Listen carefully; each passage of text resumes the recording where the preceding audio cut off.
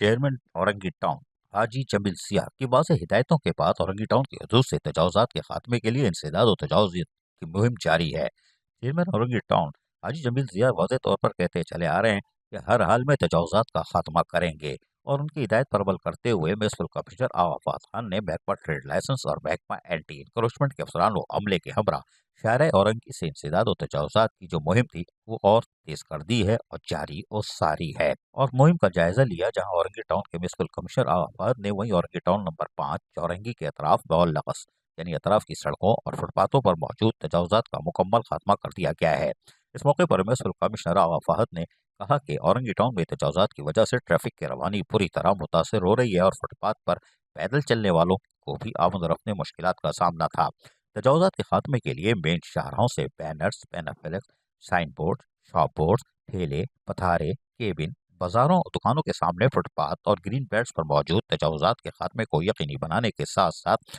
शाहराहों को मजीद खूबसूरत बनाने के लिए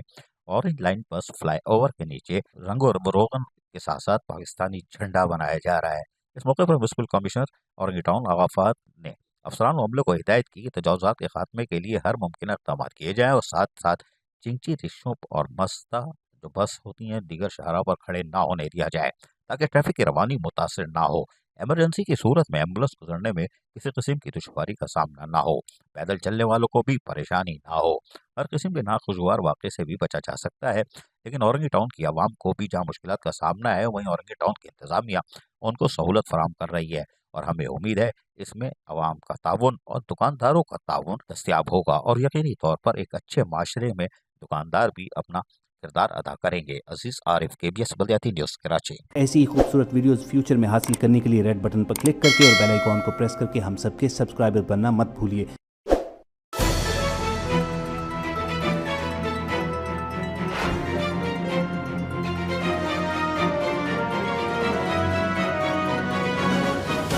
KBS बल्दियाती न्यूज़।